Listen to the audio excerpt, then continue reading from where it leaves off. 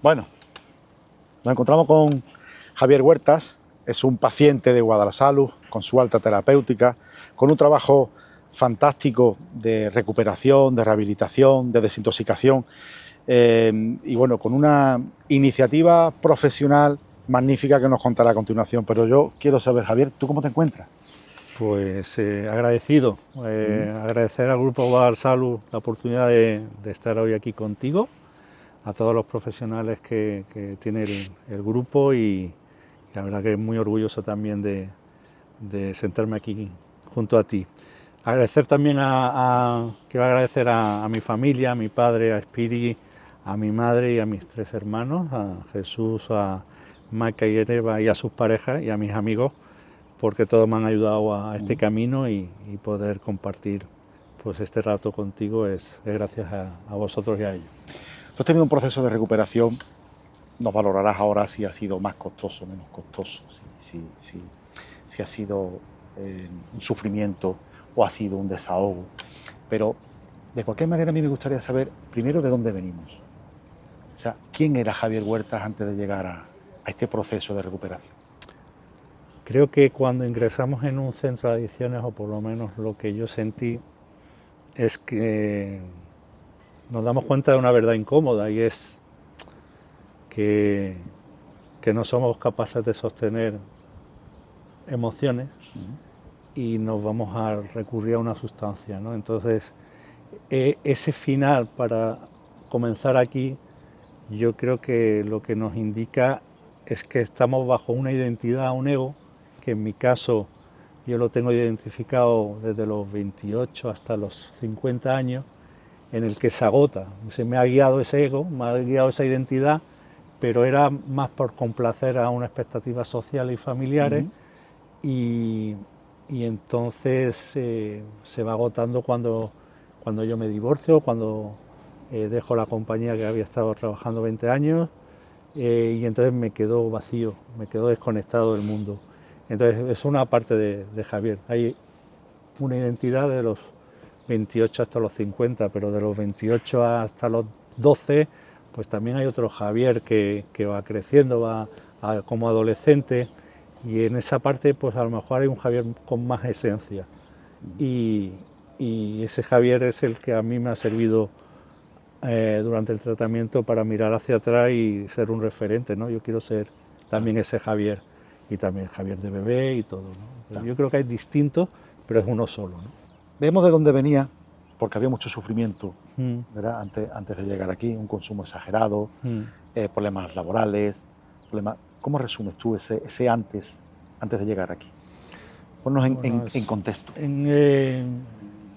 Familiarmente yo vengo de una familia que también con orígenes de una adicción. Con esto no estoy justificando, sino simplemente que hubo un problema cuando yo tenía 14 años que hizo que de alguna forma pues intentara entender mucho de mi sufrimiento, ¿no? Yo vivo en esa familia, al final se divorcian mis padres y yo inicio mi carrera por mi lado. Nunca fui un buen estudiante, pero siempre fui una persona muy curiosa. Me dediqué al mundo de los hoteles y empecé de pinche, botones, recepcionista. Al final alcancé la dirección de un hotel y me identifiqué con la profesión y lo hice lo mejor que pude. Y fuiste director de hoteles durante 20 años en una de las importante cadena hotelera española. Entonces, pues yo creía que estaba haciendo aquello para que es lo que se supone que uno ha nacido, ¿no? Pero notaba muchos días que no estaba en lo que es mi elemento, ¿no? Y por otro lado, pues conocí a la que hoy es mi exmujer, que es Beatriz, y estuve durante 20 años casado. Y bueno, la última parte, sí es verdad que ya teníamos problemas, antes yo del consumo, entonces se juntaron las dos cosas. Y al juntarse que me divorcio de Beatriz, dejo la compañía con la que estaba trabajando durante 20 años, no consigo trabajo empiezo a estar vacío, no sé no me identifico conmigo mismo, estoy mucho tiempo en casa solo y yo recurro a la sustancia para evadirme. En principio para no sentir esa culpa, esa vergüenza, exacto. ¿Y por qué recurro a la cocaína en este caso? Fue porque había estado, yo la había probado en Nochevieja, en una Navidad en Canarias con 19, 20 años, Antonio, 2 veces. Suficiente para que con 50 años, así que hay un peligro en probar, ¿no?, las cosas. Con 50 años, con 40 y tantos, se te reactiva aquel recuerdo. Sí. Como el que aprende a montar en bicicleta. O sea, aprende uno a montar en bicicleta con 8 o 9 Sí. años, pero con 50 vuelve a coger la bicicleta y ya no se ha olvidado. La mente tiene ese poder, ¿no?, tanto en lo creativo, en lo positivo, como en estas cosas, ¿no? Entonces, a un joven, cuando nos dice no pruebes esto, no experimentes, yo creo que hay que experimentar, y está claro, porque la curiosidad es más potente que el miedo.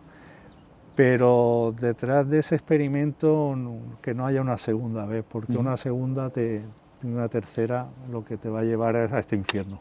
Y todo esto, pues, te ha llevado a un aprendizaje, a un cambio de vida, a un tomarte la vida de otra forma, a un entender la vida de otra forma, y sobre todo desde la ayuda, porque también hay que recordar, nosotros siempre decimos una frase que es que el mejor corazón de cada casa lo tenemos nosotros en nuestros centros, ¿no? Soy gente con un magnífico corazón, pero gente con un deseo de ayuda, una necesidad de ayuda, de colaborar importante. Eso te lleva a crear un proyecto muy ilusionante, muy bonito, o 2 proyectos en uno, ¿no? Se llaman Alchemy y Alchemy Boutique. Alchemy es una parte más de voluntariado, y tenemos Alquimia Joven, que es más dedicado, pues, al voluntariado, a la ayuda a jóvenes, asociaciones, colegios, charlas. Y después está Alquimia Boutique, o Alchemy Boutique, o Alchemy Boutique.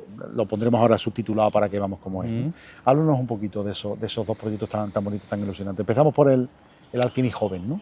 Alchemy Joven surge a raíz de mis 2 años de tratamiento en Guadalsalud, y yo empiezo a identificar, acabando el tratamiento, de que esto que he sentido yo le está ocurriendo a un montón de jóvenes, y entonces yo me miro como cuando tenía 14 años. Entonces es verdad que en esa edad yo me empecé a hablar como que yo no tenía muchas capacidades, muchas habilidades, me empezaba a hablar negativamente, y eso ha sido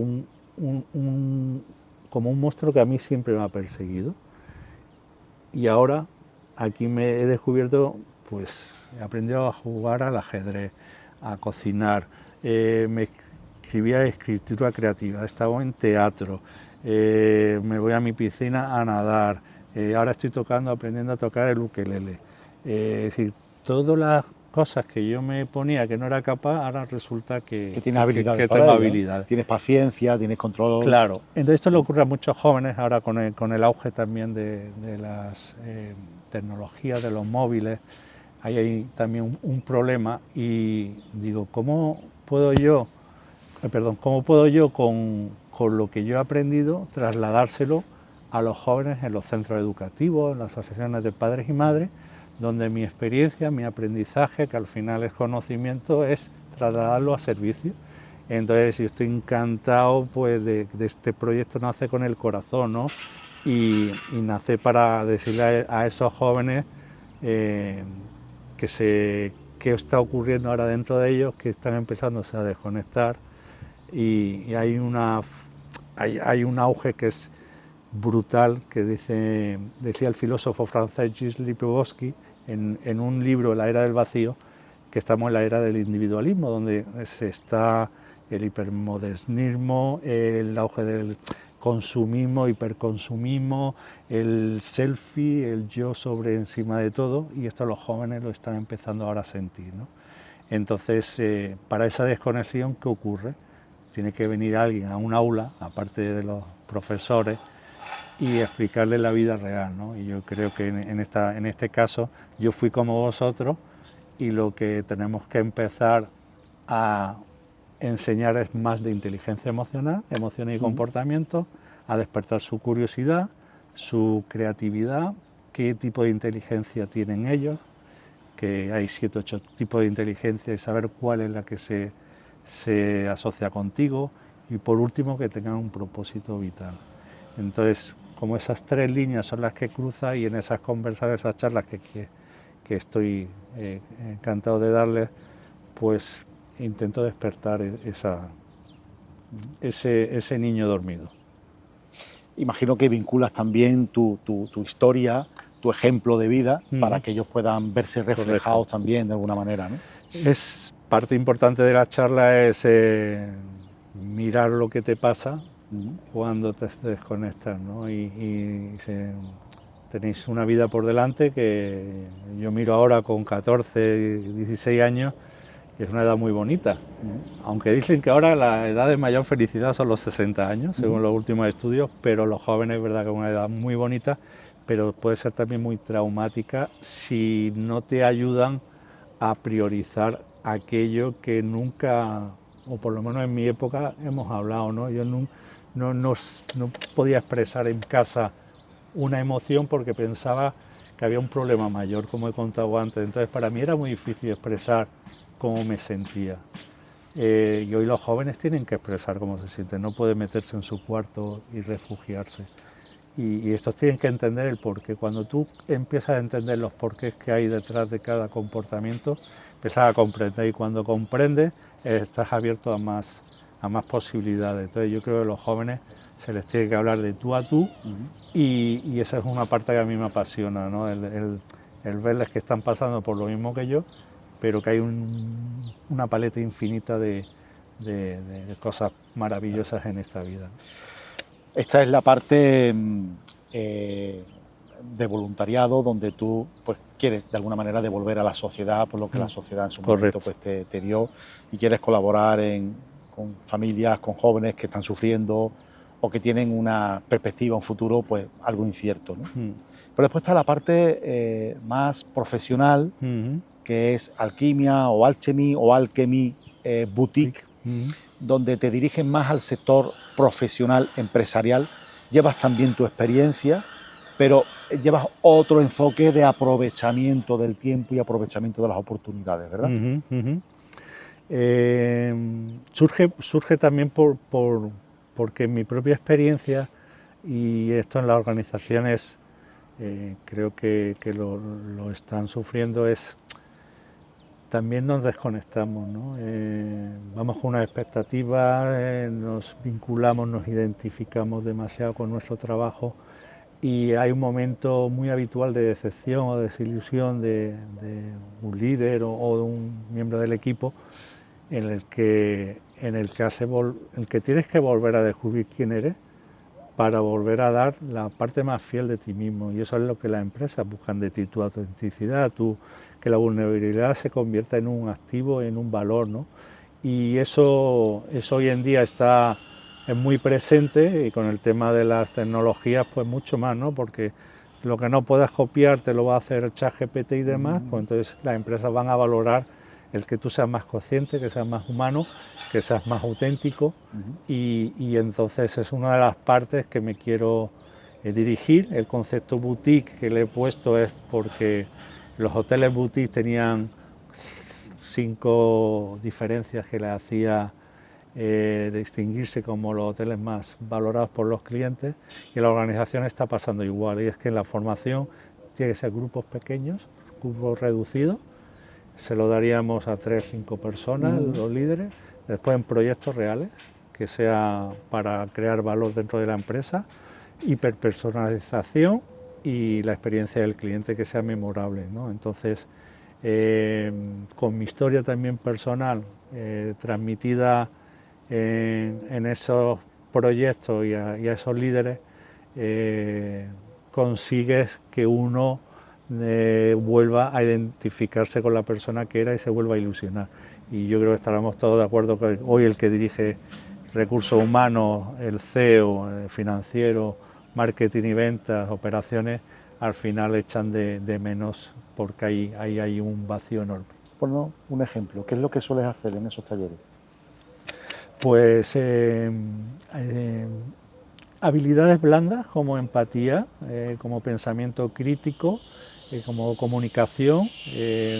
También doy cursos de creatividad, innovación, pensamiento de diseño. También están ofreciendo tema de creación de valor en mayores ingresos y demás con proyectos reales.